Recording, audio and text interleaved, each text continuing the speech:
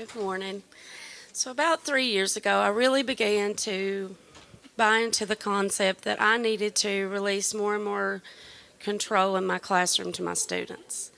And I really began to see the power of rich math talks because that kind of discourse with students allows them or shows me their current level of mastery and holds them accountable to explaining their reasoning to their classmates.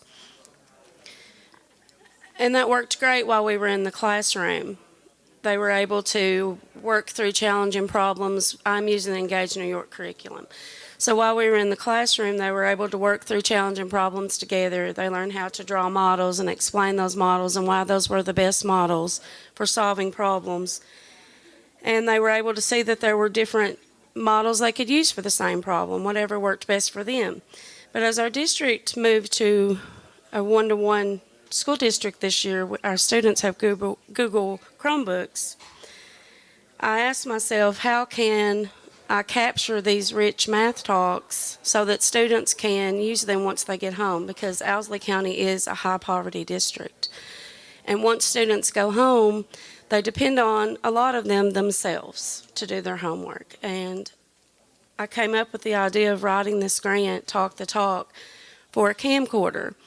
And I want to, once my camcorder comes in, I haven't received it yet, I want to start recording their math conversations and their math talks in the classroom and training them how we can capture these and upload them to our Google Classroom page, and they can refer back to them once they get home. So if they are a student that's going home and they have limited help, or their parents a lot of parents want to help, but one, they don't understand the new strategies we're using or the new strategies we're teaching in math. So they can log on to our Google Classroom, see these videos, and have that instant reminder of what we talked about and what we did in class. So that was my problem of practice, and that's what I chose to do. And I have a handout up here that kind of summarizes that and how I want to judge the impact of the. Oh, and I also want to use these videos for teachers that may still be hesitant and they want to see this model of allowing the kids to do most of the talking in class and kind of releasing that control. I thought maybe I could share some of my student-led math talks in PLCs. And I want to review these myself to show me where my students' current level of understanding is at the time to help me develop feedback questions for them in class the next day.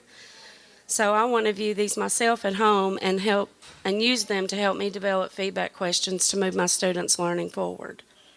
So our district uses MAP assessment, and the impact that I wrote that these would really help.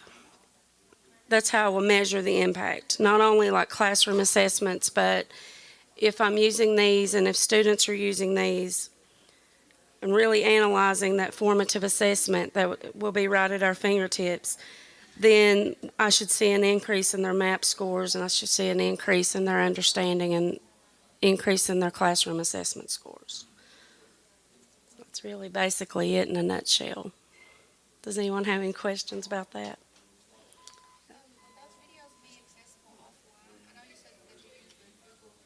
We're going to put them, if you can download, if you upload it, or our school has Wi-Fi, so if they upload it once they're at school, they can see it offline at home.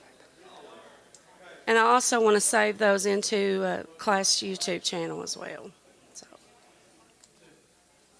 any other questions? Okay. Thank you.